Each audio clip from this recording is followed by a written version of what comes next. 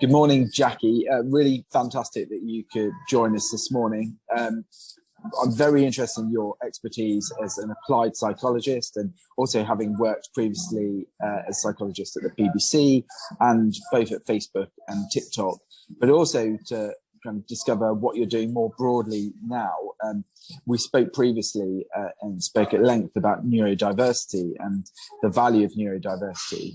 And really, I was just wondering, what is neurodiversity? Could you explain it? Yeah, so at the moment, it's seen as two core things. The first of which is, and very much the intention of the person who coined the term in the first place, is that it's a biological fact that our sort of brain wiring, and it means particularly in the field of information processing and communication, that we have this huge diversity of the way our brains are wired in those areas, and that is actually how it should be. It was really kind to go alongside something like biodiversity, that for an ecosystem to be balanced and successful, you need all the different species, and equally for us as humans to be balanced and tapping into all the best aspects of being human, we need that diversity. So it's a fact. Where it's also gone now is essentially like a movement. Some refer to it as a human rights movement that says those of us whose brain wiring is somehow maybe outside of the norm, outside of the way our education system has been designed, our workplaces, and actually loads of aspects of society, we become kind of outliers, and then that means that we get given labels of disorders. So I myself have a diagnosis of autism and ADHD, and at the moment those are seen as something wrong with my brain.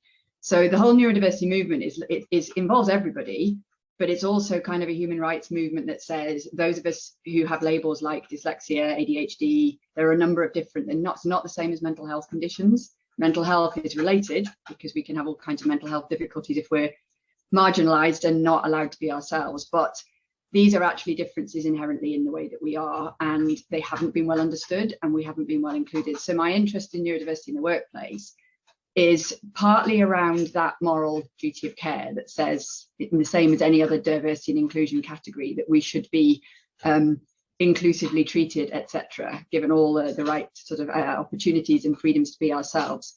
But it's actually also a really strong business case, because what companies have done inadvertently is screen out people for reasons that are not necessarily about the ability to do the job. So a concrete example is when people who are autistic, whether with or without the diagnosis, are required to have things like good communication skills, which we don't know what that means sometimes, verbal ones, written ones, or, dyslexic people. If those are core part of a job role, fine, but often what happens is organizations are hiring for sort of best cultural fit, who feels like they're like me, and are they sociable, and are they going to go on nights out? And what accidentally happens is people with incredibly good skill sets get filtered out, or we get hired in and then we are somehow either told outwardly or just sort of made more implicitly to conform to being something we're not. And the analogy I often use there is one of handedness. I'm left-handed, and sometimes it can feel that as things move, we say, oh, you're welcome to be left-handed. We celebrate different handedness. Isn't it wonderful that we've got right-handers and left-handers? But if I then get into a job and start doing that job, I suddenly find that everything I'm doing is supposed to be right-handed, and that I'm just told that that's how it is because most people are, and I've got to get on with it. And so the equivalent there would be I'd be quite disabled by having to be right-handed when I'm not. And that's what happens to those of us who don't have the kind of most commonly occurring standard brain. At one level, none of us have, by the way. Every human is unique, but there are definitely norms in workplaces around things like communication and how meetings are held, or how problems are solved, and how people even how people socialize. And those norms do fit a lot of people, but they completely marginalize others. So to kind of wrap up that description, it's a fact that we have this diversity. Everybody is included in that diversity. Those of us who are sort of outliers for lots of different reasons get excluded, and therefore in work it's both a moral and sort of diversity and inclusion issue. But when businesses cotton on, and I do work with businesses in this space, on the value of explicitly making sure that diversity isn't just hired in, but is actually that we are really, really kind of included and enabled to be ourselves, that businesses thrive far more so. Partly because we don't have as many people suffering and being less productive than we could, but also because that diversity contributes to far better problem solving overall and far better outcomes for businesses. So yeah, that's such an interesting perspective, and I completely see the way you describe it, how different people bring different ideas to the party, as it were. If you were thinking about individual leaders, how can they specifically seek to address that problem and really make more neurodiverse people feel accepted and able to contribute to the team? yeah, well, it's a big question, isn't it? And I think lots of ways, but there's the classic kind of walking the talk, role modeling. So this is happening actually, that more and more people in leadership positions are feeling either able or maybe just ready to speak up and say, I'm actually dyslexic, or I'm actually people, autistic people are speaking out way more now. Dyslexia has been talked about more for longer. For example, Richard Branson and others who've said what makes us great entrepreneurs, amongst other things, is also our thinking styles, our differences, partly not thriving in the mainstream and therefore deciding to go it alone. So almost a consequence of being marginalized, but also just recognizing that those different ways of thinking sometimes aren't well accepted inside employed roles. So people speaking out, hearing that there are more and more people in senior positions in whatever industry and whatever size company just saying, actually, I also have not got, whatever we're calling a standard brain. But also anyone who, regardless of their own sort of status, is walking the talk in the sense of going beyond just sponsoring events. Let's all talk about neurodiversity, sponsoring some training or sponsoring an HR initiative, but actually having real conversations about what that looks like. What does it look like when we are including and celebrating all these different types of decision-making, communication, at the social level, at the problem-solving level? What that look in terms of me saying it specifically looks a certain way, that's quite hard to do because it depends. But examples do include in meetings that actually there's an openness to different styles of communicating, different ways of sharing or exchanging ideas. For example, I'm a very verbal thinker, so I always appreciate that there's a need for record keeping, there's a need for written exchanges, and I will do those, but that's not naturally how I will solve problems or come to conclusions myself. So when I'm in a very inclusive environment, there's space for me to say, I will absolutely do the things that they're there for a reason, those processes exist for a reason. But what I'd like, please, without necessarily having to apply through HR for special accommodations and make me feel almost othered, I often will say to people, look, I'd really appreciate a conversation rather than being told to go away, read something, think of something, and then come back with a document. So I will also, when I'm in a leadership role, speak up about what I need and how that looks and help people to help me. But I also get curious about others. So I think curiosity is a strong one for leaders, is to get curious.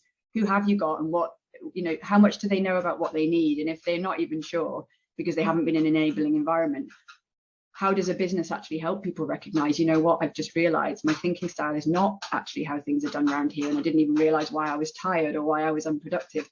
So I think that's just a really throwing straight in off the top of my head some of the things. But I do think it is very much about more than having a new D&I pillar brought in, and that's all important. But I think sorry, go ahead.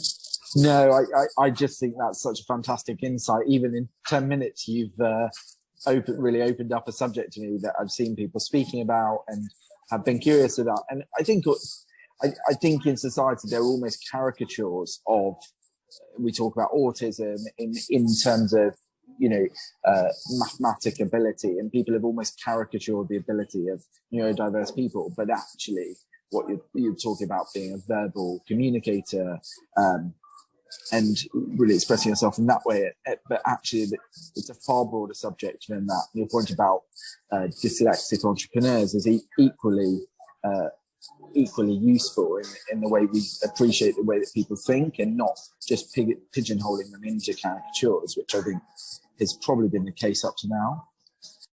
Yeah, I think so. And that's why, on the one hand, stereotypes come from somewhere. I recognize that if you look, say, if we take autism, there are core traits that mean I ended up fitting the criteria for a diagnosis. If it didn't have those core traits, I wouldn't have.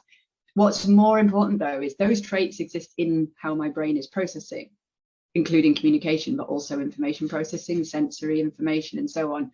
How they manifest outwardly is where the caricatures are a problem. So in other words, I actually do make eye contact. There's a lot of the study on autism was done on boys and men, which has meant there's a gender bias about how the same traits inwardly. So if you do MRI scans, you'll keep seeing similar patterns, but how they then manifest in our cultures. Little girls are told to be sociable and empathic.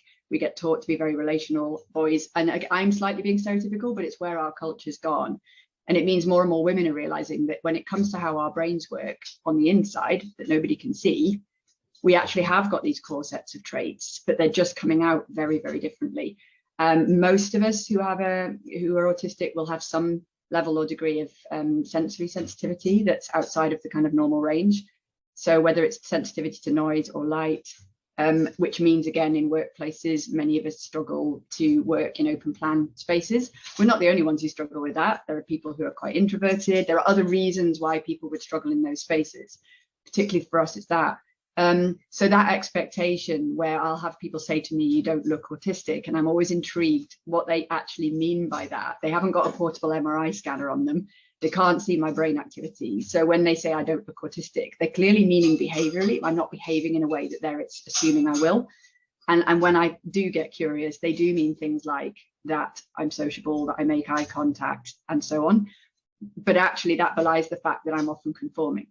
It gets called masking. You know, I've learned how to present in a way that is more typical because that's what I was taught to do. But the cost can be, it's very draining. What they call masking is it can be very, very, very tiring. Yes, and I think really, if that were a good point to round off on, I think a realization that even in the biggest corporations, we still need to remember to treat people as individuals and to address each person with their own specific needs. And as leaders, whether the managers of teams of 10 or leaders of entire businesses, to be able to connect with people on an individual and a personal level and to understand them and be compassionate to that. And that's the link with, you know, I work a lot in employee wellbeing, that neurodiversity is only one more strand of how people can have work and workplaces that are boosts to our well-being, which in turn means we're going to boost productivity. So in that respect, it's like, what's not to like? But all the ways in which that's not quite right, you know, neurodiversity is one I feel very strongly about. It's obviously personally relevant to me, but there are loads of other areas where workplaces are understandably trying to balance that there need to be established ways of doing things, because if you don't have processes and you don't have protocols and there are policies to follow, then everything kind of falls apart. It can't be a complete free-for-all. But I think what's happened at the moment is the balance has tipped too far for quite a long time towards real adherence to norms, processes, policies that are supposedly quite one size fits all. And we have lost a lot of that magic. And then it's coming back when we pick up on something like neurodiversity or just other aspects of culture, personality. So there's a lot of work being done now, and I'm really pleased about that. But I think it does link to mental health, to well-being, and to business productivity very strongly. Yeah, I absolutely agree. Jacqui, thank you so much for talking to us today.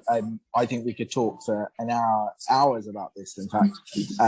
Again, to keep this quite a short and to the pointed one. But thank you for sharing your experience, your knowledge. And if people want to talk more to you, then they can obviously contact through us, or if they want to get in touch with you, they come through us and we can connect you up. But thank you so much for sharing your insights today, Jacqui. My pleasure.